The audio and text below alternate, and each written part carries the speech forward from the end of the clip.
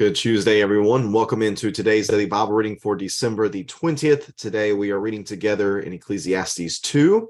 We're going to look at the emptiness of a few things. Again, this is a writing of the teacher, the preacher, the Hebrew word, the Koheleth, that is trying to understand the meaning of life and understanding what really matters in life, what has value in life, what our purpose should be in life. And we talked about it yesterday. Maybe this is an internal debate that he's having within his mind, or maybe this is him trying to convince someone else of the need to seek more meaningful things in this life than just things such as pleasure or possessions or working all the time, or just a pursuit of wisdom. We're going to look, as we look throughout this text here of Ecclesiastes 2, we're going to notice that there are that these pursuits, they all lead to hevel, that Hebrew word which means empty or worthless or vanity. It is something that is fleeting, something that is like a vapor. It's here and then gone. It lacks substance. So all these things on their own, I believe what we're going to see today, they lack substance. They lack true meaning. They lack real value when done purely for the sake of itself. Now, once we get to the end, I want to note how these things that we talk about today can find value in our lives and can be more than just a vain pursuit or an empty pursuit. So we'll talk about that once we get to the end. So let's read together here in Ecclesiastes 2, Ecclesiastes chapter 2. Remind you again that anytime you see this green highlight, that is something that is connected with the idea of hevel, that vanity, the futility, the meaningless, the worthlessness of it, or it is a paradox. It's an enigma that we think that pursuing these things is going to bring one thing, it's going to result in one thing, but ends up resulting in another, or it's just something that is difficult for us to understand and comprehend. So with that in mind, let's go ahead and read here in Ecclesiastes chapter 2. I said to myself, go ahead, I will test you with pleasure, enjoy what is good. But it turned out to be futile. I said about laughter, it is madness, and about pleasure, what does it accomplish? I explored with my mind the pull of wine on my body. My mind still guiding me with wisdom and how to grasp folly until I could see what is good for people to do under heaven during the few days of their lives.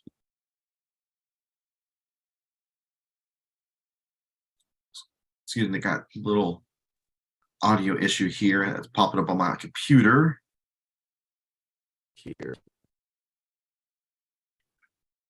Get that fixed. Let me see. All right, I think everything's rolling again now. Sorry about that. All right, verse number 4. Verse number 4. I increased my achievements. I built houses and planted vineyards for myself. I made gardens and parks for myself, and I planted every kind of fruit tree in them. I constructed reservoirs for myself from which to irrigate a grove of flourishing trees.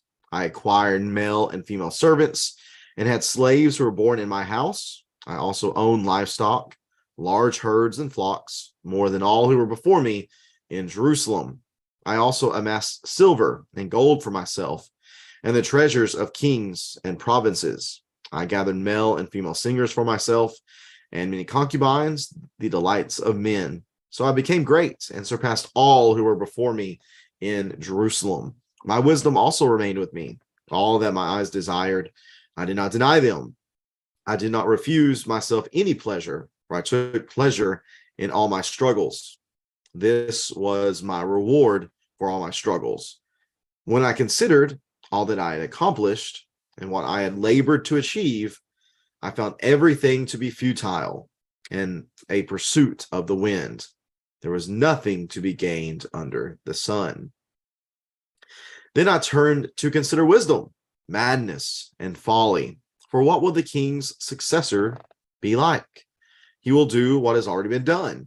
And I realized that there is an advantage to wisdom over folly, like the advantage of light over darkness. The wise person has eyes in his head, but the fool walks in darkness. Yet I also knew that one fate comes to them both. So I said to myself, what happens to the fool will also happen to me. Why then have I been overly wise? And why have I said to myself, and I said to myself that this is also futile. This is hevel. For just like the fool, there is no lasting remembrance of the wise, since in the days to come, both will be forgotten. How is it that the wise person dies just like the fool? Therefore, I hated life, because the work that was done under the sun was distressing to me. For everything is futile, everything is hevel, and a pursuit of the winds. Verse 18, I hated all the work that I labored at under the sun, because I must leave it to the one who comes after me. And who knows whether he will be wise or a fool. Yet he will take over all my work that I labored at skillfully under the sun. This too is hevel. This too is futile. So I began to give myself over to despair concerning all the work that I had labored at under the sun. When there is a person whose work was done with wisdom, knowledge, and skill, and he must give a portion to a person who has not worked for it. This too is hevel. This too is futile and a great wrong. For what does a person get with all his work and all his efforts that he labors at under the sun? For all his days are filled with grief, and his occupation is sorrowful. Even at night, his mind does not rest. This too is futile. There is nothing better for a person than to eat, drink, and enjoy his work. I have seen that even this is from God's hand, because who can eat and who can enjoy life apart from him? For the person who is pleasing in his sight, he gives wisdom, knowledge, and joy. But to the sinner, he gives the task of gathering and accumulating in order to give the one who is pleasing in God's sight. This too is hevel. This too is futile and a pursuit of the winds. And that is Ecclesiastes 2. All right, so thinking about this text, there's a number of pursuits, I guess we can term them as that are found within this chapter. Number one is the pursuit of pleasure. The teacher says that I pursued pleasure and everything that was enjoyable, and that's hevel.